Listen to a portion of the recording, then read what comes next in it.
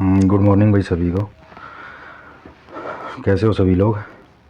तो आपके group D के लिए जो है ना डिसीजन आ चुका है भाई। अभी आज न्यूज़ आई है कि ग्रुप डी में जो है 5 अंक नहीं मिलेंगे। ये नायब सिंह सैनी साहब ने जो है अपनी कैबिनेट मीटिंग में ये चीज़ डिक्लेयर कर दी है। हालांकि वो डिक्लेयर करने वाले होते कौन है, क्योंकि सुप्रीम कोर्ट ने पहले ही ये ख़त्म कर चुका है। सुप्रीम कोर्ट ग्रुप सी में भी नहीं हुए अब की बार, तो ग्रुप डी में भी ऑब्वियस सी बात नहीं होंगे। और 20 फरवरी से जो है ना अपना बजट सत्र शुरू हो रखा है। मेन चीज़ जो इस न्यूज़ के अंदर है ना, वो है आपका सिलेबस। जो ग्रुप डी के सिलेबस का जो इसमें पैटर्न दिया है ना, वो एक्चुअली ये सेम ही है, वही है, सेम ही है, ज़्यादा वो नहीं है। तो ये है, इसमें लिखा हुआ है कि भाई ग्रुप डी के सिलेबस को 2 घटकों में बांटा गया। ऑब्वियस सी बात है कि तो हरियाणा बेस्ड जो सिलेबस है वो है, और एक जो नेशनल जीके पे बेस्ड है वो है। तो हरियाणा बेस्ड में वही है, हरियाणा की हिस्ट्री, हरियाणा की ज्योग्राफी, हरियाणा की कल्चरल एक्टिविटी, हरियाणा की संस्कृति, हेरिटेज साइट्स, ये सब हैं उसके अंदर, ठीक है। और करंट अफेयर, हाँ करंट अफेयर का मेन इशू है, क्योंकि अब जो है ना पैटर्न में करंट अफेयर ज़्यादा आने लगे हैं। तो अब सब कुछ नया चेंज हो रहा है, पैटर्न अब की बार चेंज होगा, देख लेना इस बार। ग्रुप सी का तो आपने देखा ही होगा। मोस्टली ऐसे सवाल थे जो रैशनलाइजेशन ने भी फिर बाद में उनको, आप सब लोगों को पता ही, किसी के घटाए किसी के बढ़ाए, तो पैटर्न चेंज हो सकता है। हरियाणा का कोई फिक्स पैटर्न नहीं होता है। हाँ ये श्योर है कि जो हरियाणा जीके का पैटर्न है वो 25% आएगा, तो उसको तो आप स्ट्रॉन्ग रखो ही रखो। दूसरा रीजनिंग और मैथ, ये 2 सब्जेक्ट ऐसे हैं जो आपको नंबर स्कोर कराएंगे। और तीसरी सबसे बड़ी खुशी की बात ये है कि हिंदी इंग्लिश इन्होंने ऐड कर दी है, जो कांस्टेबल में इन्होंने हटा दी है। हरियाणा के बच्चों की हिंदी इंग्लिश लगभग ठीक होती है, हिंदी तो ठीक होती है, इंग्लिश भी ठीक होती है, क्योंकि कई दिनों से वो पढ़ रहे हैं लगातार। फिर इन्होंने कांस्टेबल में क्या किया कि इश्यू से रिलेटेड जो जो है उनके टॉपिक डाल दिए। ये इनकी स्टेटमेंट लगभग गलत होती है कि जो रिलेटेड कंटेंट है वो आएगा। आता 1 नंबर का ही है, या 1 नंबर का भी नहीं आता। मैं ग्रुप सी क्लियर किया, मैंने ग्रुप डी क्लियर किया, मैं सेलेक्टेड हूँ, तो मेरे को पता है इन सब चीज़ों में। मैंने बहुत सारे एग्ज़ाम दिए हैं, तो मेरे को पता है। पिछली बार इन्होंने क्या क्या दिया था ग्रुप सी में, रूरल मार्केटिंग, एक क्वेश्चन नहीं आया, ठीक है ना। इंश्योरेंस, एक क्वेश्चन नहीं आया, एक भी क्वेश्चन नहीं आया, इन्होंने सिलेबस में डाल दिया। एक्चुअल में वो क्या था ना कि वो बीकॉम सेकंड सेमेस्टर और थर्ड सेमेस्टर का सिलेबस था। जो कमेटी बनाई इन्होंने सिलेबस तैयार करने की, वो कुरुक्षेत्र यूनिवर्सिटी के बीकॉम का स्टाफ था, तो उन्होंने अपना ही सिलेबस डाल दिया। तो इसलिए ध्यान रखना कि सिलेबस के अकॉर्डिंग नहीं, जो आपके मेन सब्जेक्ट है ना, Hindi, English, math, reasoning, Haryana GK और नेशनल जीके। और नेशनल जीके में भी स्टैटिक जीके कम आएगी। जो हिस्ट्री से क्वेश्चन आएंगे वो मॉडर्न हिस्ट्री से आएंगे, ज़्यादातर मॉडर्न हिस्ट्री डिपेंड करती है। और मेडिवल, जो अपनी जो मध्यकालीन हिस्ट्री है वो। प्राचीन इतिहास को हल्का फुल्का देख जाना, एमसीक्यू कर जाना, एमसीक्यू जो विद डिटेल्स हों वो। अदरवाइज़ मैं तो करवाऊंगा ही करवाऊंगा आपको सभी सिलेबस, पूरा का पूरा सब्जेक्ट करवाऊंगा ये, ठीक है ना। और पॉलिटी से ज़्यादा क्वेश्चन आएंगे तो फिर आपके हिस्ट्री से कम हो जाएंगे, हिस्ट्री से ज़्यादा क्वेश्चन आएंगे तो पॉलिटी से कम हो जाएंगे। तो हिस्ट्री और पॉलिटी ये तो आपको करके ही जानी है अच्छे से।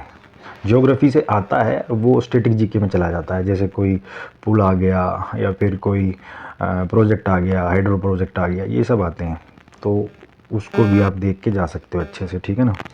और दूसरा है कि इसमें ये और बताया गया, ये तो सिलेबस हो गया, ये तो हम सब लोगों को पता ही है। दूसरा इसमें ये बताया है कि जो 2024 में जो ग्रुप डी का जो हुआ था, जिन्होंने पास किया था, उनके जो मार्क्स हैं वो कब तक वैलिड रहेंगे। अब उनमें जो मार्क्स हैं उनके 1 साल के लिए वैलिड बचे हैं, वो 11 जनवरी 2027 तक ही वैलिड रहेंगे।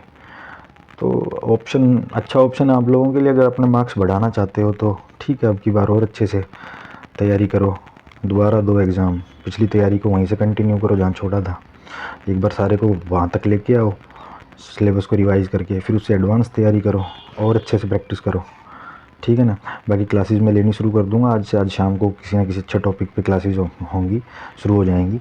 और टॉपिक ऐसा होगा जो आपके सब्जेक्ट से रिलेवेंट है बहुत ज़्यादा, जिससे क्वेश्चन 100% आएगा ही आएगा आपके, ठीक है ना। तो आप लोग आ सकते हो, लाइव क्लास होगी आज शाम को। कोशिश रहेगी भाई लाइव की, क्योंकि यार टाइमिंग ऐसा होता है ना ड्यूटी का कि कई बार नहीं भी हो पाता, लेकिन कोशिश यही करूँगा कि लाइव क्लास लूँगा, ठीक है ना।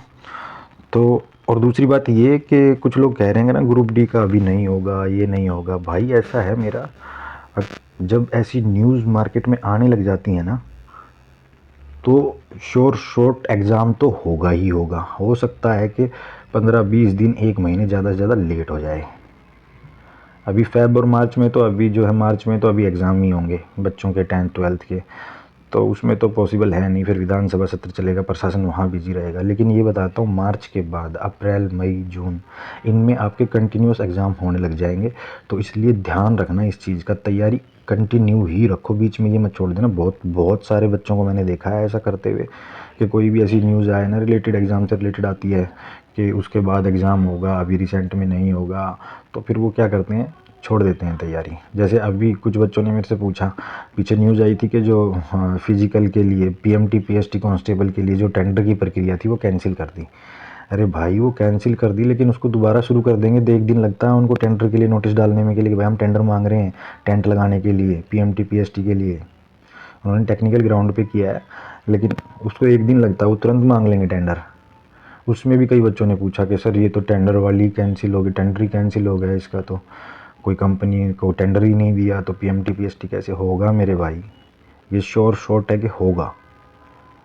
और जब तक और कामयाब वही बच्चे होते हैं जो लगातार तैयारी अपनी जारी रखते हैं, ठीक है ना। तो इसलिए आप लोगों से रिक्वेस्ट है, निवेदन है, अगर अपना समय सही लाना चाहते हो तो तैयारी को कंटिन्यू रखो। बहुत सारे बच्चे ऐसे हैं जो अदर कामों में बिज़ी होते हैं भाई, फैमिली की वजह से, कोई ज़मींदार है, कोई कंपनी में काम कर रहा है। लेकिन सबसे बड़ी बात ये कि अपने जो भी टाइम मिले जस्ट फोकस अपने सिलेबस के ऊपर, अपनी प्रैक्टिस के ऊपर। फ़ोन में आजकल ऐसी ऐसी ऐप आ गई हैं जहाँ से आप बैठे बैठे बस में बैठे कहीं जा रहे हो तो भी आप प्रैक्टिस कर सकते हो, उसकी डिटेल पढ़ सकते हो। तो कंटिन्यू लगे रहो। बस ये कि जब भी जब होशो हवास में हो, यानी कि मतलब सो नहीं रहे हो, तो दिमाग में वही चलना चाहिए कि यार ये सिलेबस हो गया, ये नहीं हुआ, ये नहीं हुआ, ठीक है ना। तो ठीक है यार, चैनल को सब्सक्राइब कर लेना, आपको अच्छी न्यूज़ और जो है अच्छा कंटेंट मैं प्रोवाइड करवाने वाला हूँ। धन्यवाद आप सभी लोगों का भाई। बाकी ऐसी न्यूज़ों को लोग बहुत बढ़ा चढ़ा के भी बता देते हैं, तो उनसे थोड़ा सा बच के रहना, थोड़ा सा ध्यान रखना, क्योंकि वो डीमोटिवेट कर देते हैं आपको। लो भाई हो गया ये, लो भाई हो गया ये, अब तो पहले ये होगा फिर ये होगा, तो उन पे ध्यान मत देना, ठीक है ना। ऐसे लोगों को अवॉइड करना। भाई तैयारी में पता भी नहीं चलता कब 2 महीने 3 महीने बीत गए। जब आप लगातार तैयारी करते हो ना, तो पता ही नहीं लगता कि आपको कब 1 साल हो गया तैयारी करते करते, क्योंकि इतना सिलेबस होता है, जितना आप ज़्यादा पढ़ोगे उतना ही ज़्यादा आपको बेनिफिट मिलेगा। एटलीस्ट आपको एग्जैक्ट आंसर नहीं पता होता तो आपको ये पता होता है कि इनमें से 2 तो है नहीं, बचे 2, तो उनमें से आप तुक्का तो लगा सकते हो, 2 में से पॉसिबिलिटी तो ज़्यादा हो जाती है ठीक होने की। मोस्टली लोगों को तो ये होता है कि ये 3 तो है नहीं, चौथे का पता नहीं होता, लेकिन फिर भी चौथा ही आंसर मानते हैं क्योंकि तीनों का उनको पता है। तो इसलिए जो भी आंखों के सामने आए सिलेबस से रिलेटेड, उसको एक बार ज़रूर अपने दिमाग में डाल लो, या पढ़ लो या निकाल लो।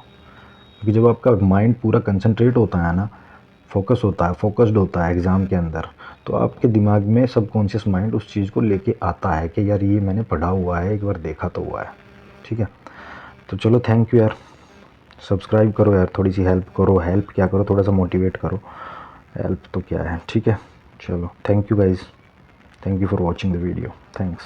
और अपडेट आती रहेंगी आपको, और सटीक अपडेट दूंगा, ऐसी अपडेट नहीं दूंगा कि जो न्यूज़ में आया है वही बक दिया, और जो ऐसा होगा और वैसा होगा बढ़ा चढ़ा के नहीं बताऊंगा। आपको अपडेट दूंगा एनालाइज करके अपने अनुभव के आधार पर, ठीक है ना, कि कब क्या हो सकता है।